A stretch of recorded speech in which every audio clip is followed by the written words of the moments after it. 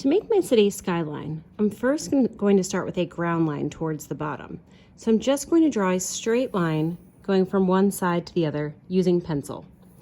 Then I'm just going to draw different sized rectangles all the way across.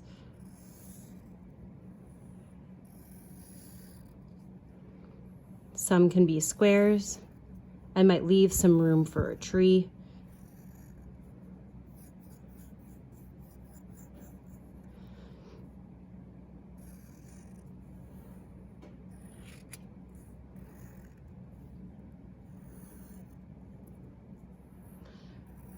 And then once I have all of my little rectangles and squares drawn across, I can think about the tops of the buildings. I could make some that are just pointy. I could have some dome shapes.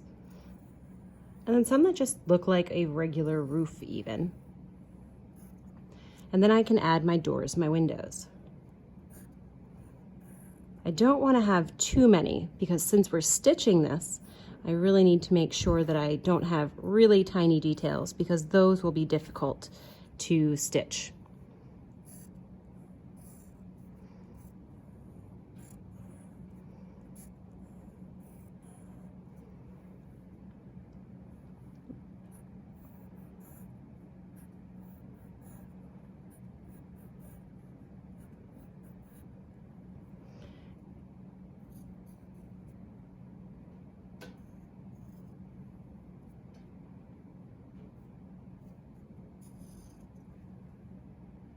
When I'm finished with drawing it in pencil and I like the way that it looks, I can go ahead and trace it with marker.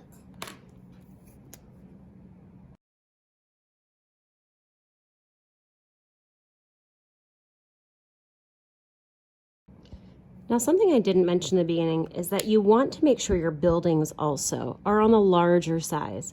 If you make teeny tiny buildings, then they're really, really difficult to stitch. So try to keep them rather larger.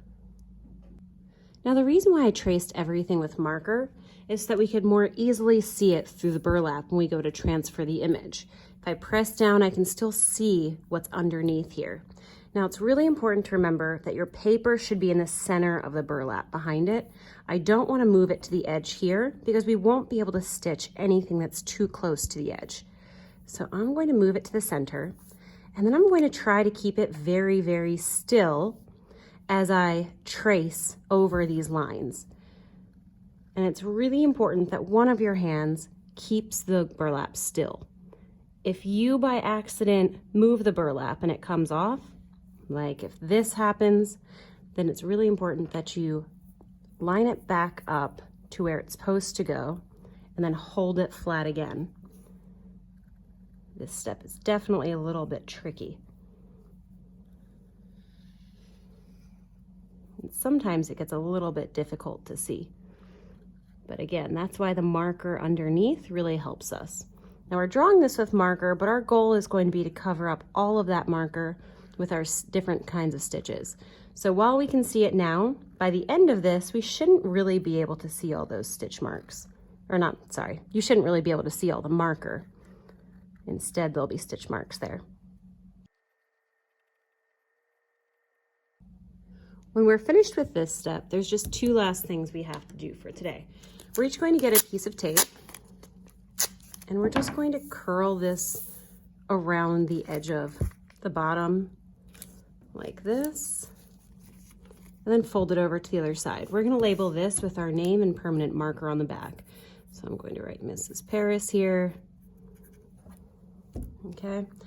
And then I'm also going to glue around the edges. Burlap comes apart really easily, and we don't want all these pieces to be coming apart as we are working. So we're just going to flip this over, use some glue, and make sure that we stay really close to the edge and have a really thin line all the way around. Where it gets to your name, you can just skip over that section. But we just want to have this as close to the edge as we can without having too much. If you notice, it's not a ton of glue that I'm using, it's just a really skinny line. Okay, and then at this point we can just stick it on the drying rack so it's ready to start stitching next week.